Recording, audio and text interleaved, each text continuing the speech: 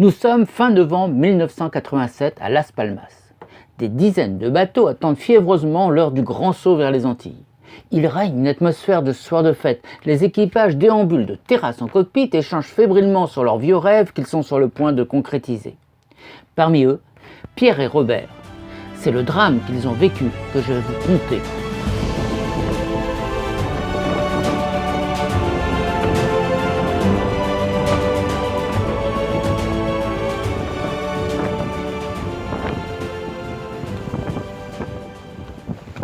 Pierre, 34 ans, sportif. Depuis 10 ans, il voyage comme il respire. Près de 20 pays et autant de métiers, de langues, d'amis sur tous les continents. Il cherche un embarquement pour rejoindre Dakar, où il doit travailler comme visiteur médical. Robert, 62 ans, ancien ferrailleur, propriétaire de la Goulette, un heureux du chantier Hamel. Il connaît bien son bateau sur lequel il vit depuis 1 an. Il a déjà fait un aller-retour vers les Antilles accompagné d'un skipper. Actif, jovial et accueillant, il a acquis une bonne réputation sur les pontons. Bourré d'outillage, il rend de multiples services. Dès leur rencontre, leur relation sera chaleureuse. Ils se racontent leurs exploits de voyageurs. « Moi, j'ai traversé 2 fois l'Atlantique. Et moi, je suis moniteur de voile », reprend Pierre. En fait, les traversées de l'un se sont toujours déroulées avec un skipper et des équipiers compétents.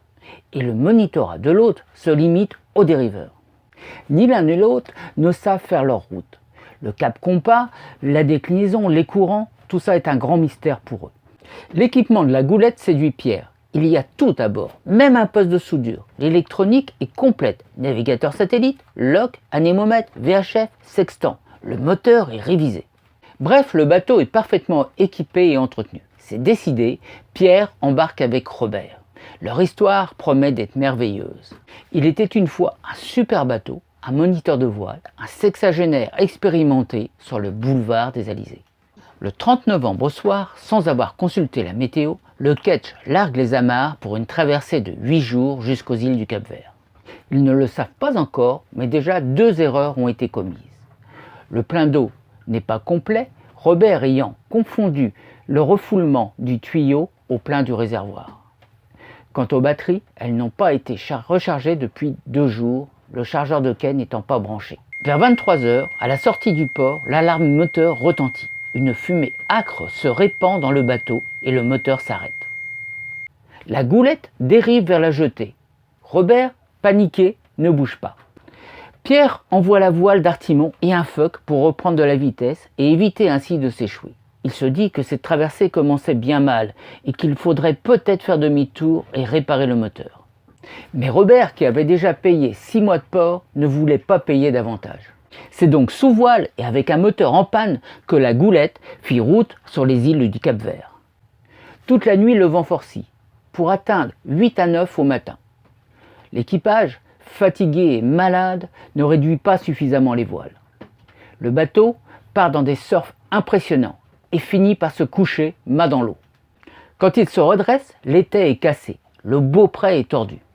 Les voiles sont affalées et c'est à sec de toile que la Goulette continue sa route. Au matin du 2 décembre, le vent faiblit, mais la mer reste agitée. L'équipage, toujours en proie au mal de mer, ne fait pas grand-chose. La réparation du moteur n'est pas tentée. Les batteries ne sont pas rechargées malgré la présence à bord d'une éolienne. Quant à l'estime, aucun des deux n'est capable de la calculer. Seul l'étai est sommairement réparé avec des serre-câbles. Le 8 décembre au matin, alors qu'ils font route sous voile réduite, ils rencontrent un chalutier mauritanien qui leur fournit par haut-parleur une position précise. Mais elle leur semble fausse, trop près de la Mauritanie et bien loin du Cap-Vert. Le 9 décembre, le vent forcit à nouveau pour atteindre force 7. Le soir, l'équipage découvre que le réservoir de 600 litres d'eau est vide et pour couronner le tout, le grand mât s'effondre sur le pont dans un vacarme impressionnant. Il aura fallu 9 jours pour transformer un des voiliers de croisière les plus réputés en épave. Plus d'eau, plus d'énergie, plus d'instruments de navigation et plus de grand mât. Ce que ne comprendra pas l'équipage de la Goulette, c'est que même dans cet état, leur voilier dispose de beaucoup d'atouts pour naviguer sans encombre. Le grand mât n'est pas entier, mais il n'en reste au moins 8 mètres. Le mât d'artimon est en place et toutes les voiles sont en état. À bord, il y a beaucoup de matériel, des haussières, des drisses, et Robert le ferrailleur est le roi du bricolage. Le 10 décembre, pris de panique à l'idée de ne pas trouver les îles du Cap-Vert, ne sachant ni l'un ni l'autre faire un point au sextant, ni même tenir une estime de route, il décide de pointer l'étrave du Ketch vers les Antilles, 2600 milles à l'ouest. Ils se disent qu'ils trouveront toujours une terre vers l'Amérique. Après 2 jours de réparation, le mât de fortune est debout sur le pont. Et c'est sous tourmentin et voile d'artimon qu'ils continuent leur route vent arrière dans une mer formée. Le bateau est très dur à tenir et il en panne souvent.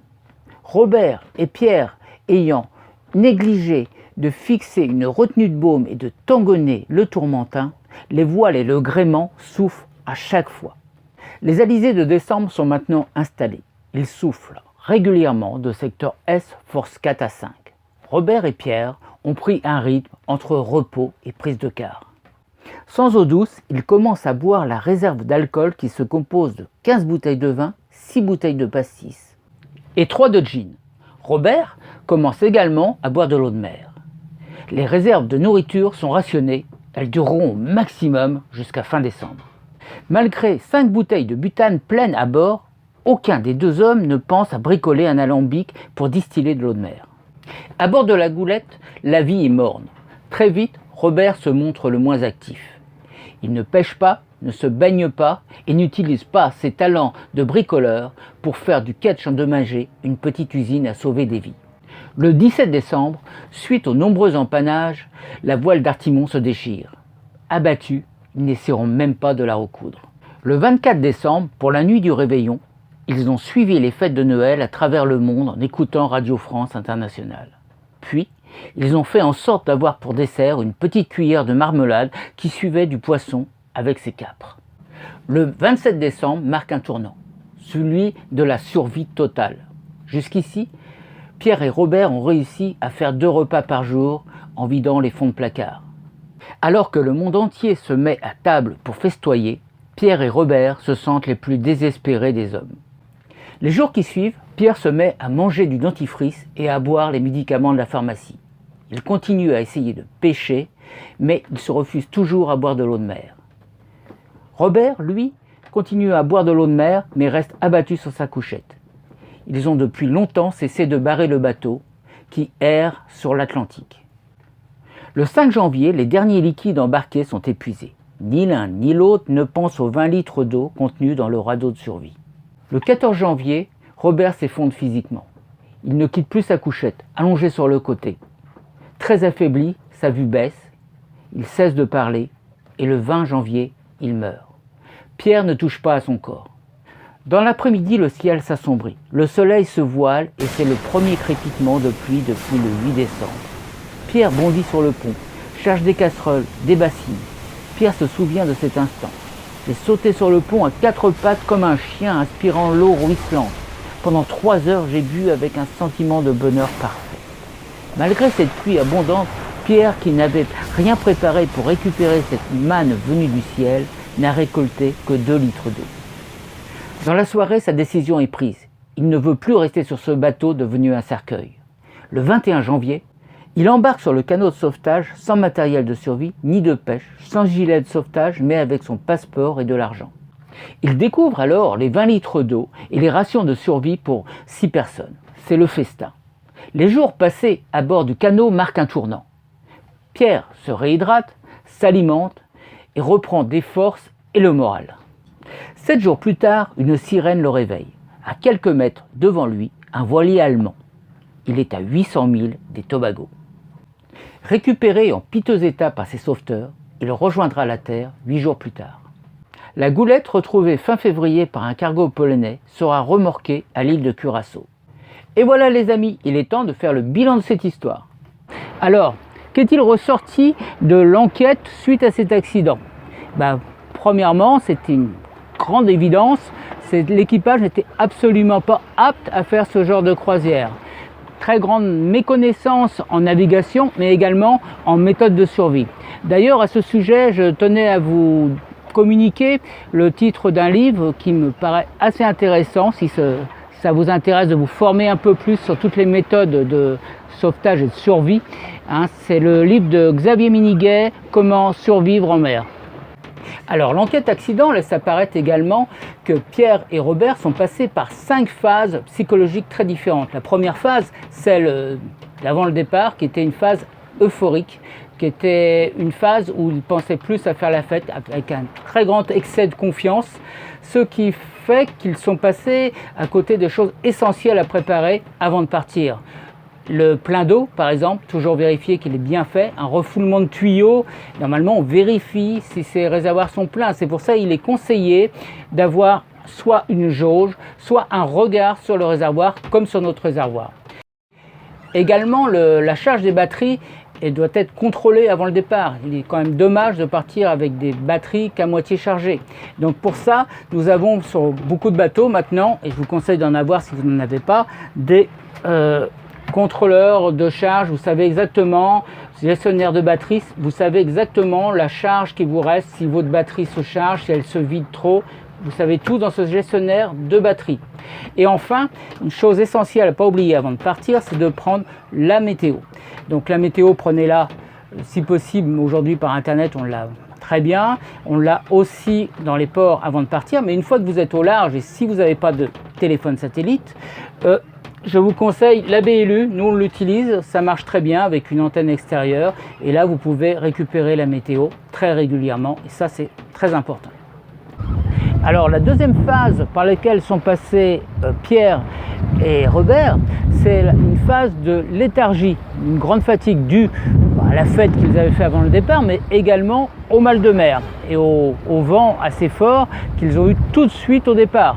La première nuit a été assez forte, le vent était violent et du coup le mal de mer les a saisis. Ce qui fait qu'ils n'ont pas réduit suffisamment les voiles, pas pensé à réduire, toujours remettre à plus tard par la fatigue. Autre chose, ils n'ont pas essayé de réparer le moteur non plus, personne n'a tenté quoi que ce soit, et voyant que les batteries se déchargeaient très rapidement, aucun des deux n'a essayé de réparer l'éolienne qui pourtant existait.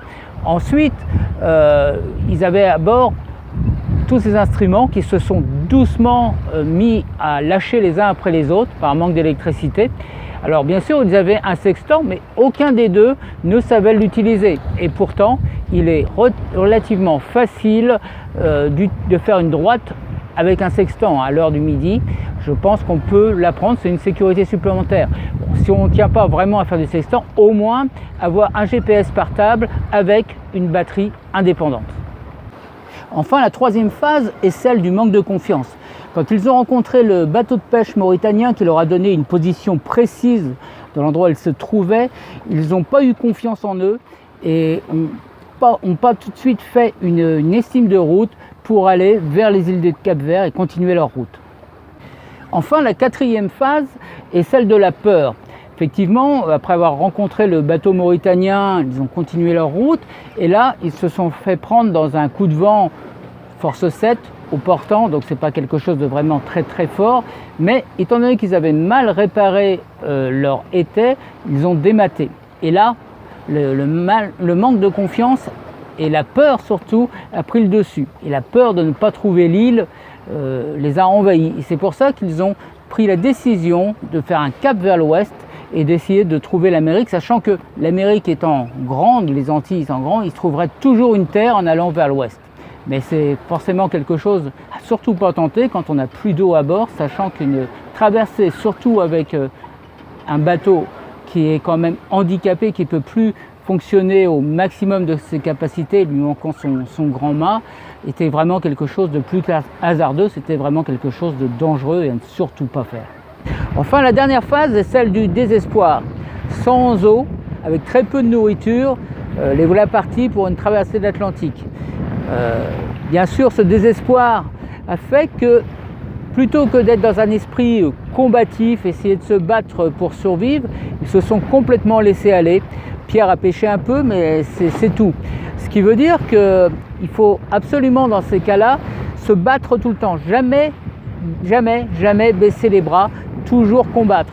Donc, qu'est-ce qu'il y avait à faire? chercher dans sa tête. On pouvait très bien faire de l'eau, ils avaient 5 bouteilles de gaz à bord, on pouvait faire de l'eau avec une cocotte minute, faire bouillir, avec un système d'alambic, un tuyau ou autre chose, vous faites rentrer de la vapeur dans un récipient plus froid qui va condenser, si vous avez de quoi le fermer. Vous pouvez le faire avec le soleil aussi, mais tout ça, ça pourrait faire l'objet d'un tuto entier. Également, une erreur qui a été commise, ça a été celle de boire de l'alcool, sachant que l'alcool déshydrate encore plus le corps. Enfin, une bonne idée qu'a eu Robert, c'était quand même de prendre de l'eau de mer dès le début. On peut prendre de l'eau de mer, il ne faut pas attendre d'être en déshydratation pour en prendre. Il faut en prendre en très petite quantité, et ça vous trouverez aussi dans le livre que je vous ai cité ou dans le livre de Bombard. Vous pourrez tout à fait avoir des conseils à ce sujet. On peut également trouver de l'eau dans le poisson si on a la chance de pêcher. Il faut savoir que 2 kg de poisson que vous allez presser, hacher, ça va vous donner l'équivalent d'une journée d'eau en survie, hein, pas dans un confort absolu. Et évidemment, se servir du soleil, c'est aussi important pour ça, pour pouvoir faire de l'eau douce avec de l'eau de mer. Ni l'un ni l'autre ne pense également à l'eau contenue dans le canot de survie. Si c'est un canot de survie au turier, vous avez l'eau à l'intérieur. Également, ils n'ont rien préparé pour les grosses pluies qu'ils ont eues. Pensez à mettre des bâches sur le pont, tout préparé d'avance. Hein. Quand les pluies tombent, ça va tomber abondamment et vous pouvez très rapidement récupérer de l'eau. Ne pas penser à boire tout de suite la bouche ouverte, allongée, à récupérer l'eau. Non, pensez déjà à mettre l'eau dans des bidons, dans les seaux, tout ce que vous avez préparé en avance pour pouvoir survivre au mieux, même s'il faut gonfler l'annexe sur le pont, tout ça va récupérer de l'eau. C'est extrêmement important. Enfin, après la mort de Robert, Pierre embarque sur le canot de survie et là il a fait aussi une erreur, c'est d'emmener uniquement ses papiers, l'argent. L'argent n'est pas très utile, bon bien sûr en arrivant ça y servira toujours, mais en mer pour survivre, il aurait dû penser à prendre des plaques plastiques par exemple, un récipient, ça c'est très important, un récipient, également un gobelet pour pouvoir faire un distillateur d'eau de mer dans son radeau. C'est quelque chose qui marche aussi très bien. Voilà, également aussi, il aurait pu emmener, s'il en avait eu un, si ce n'était pas le cas ici, mais c'est très important, c'est d'amener sa VHF portable. On n'en entend pas parler, je ne pense pas qu'il en avait à bord, mais une VHF portable pour pouvoir contacter les bateaux, des fusées supplémentaires s'il y en a à bord, également un GPS portable s'il l'a. Enfin voilà, et puis des affaires de rechange, parce qu'on est très souvent mouillé dans un canot de sauvetage, donc il serait intéressant de pouvoir en mettre à sécher et se changer, essayer d'être le plus possible au sec, ça fait aussi partie de la survie. Voilà les amis, j'espère que cette histoire vous a plu. Si c'est le cas, n'hésitez pas à laisser un petit pouce bleu, à liker bien sûr, et à vous abonner si ce n'est pas déjà fait. Et j'espère vous retrouver bientôt dans une prochaine vidéo. Bye!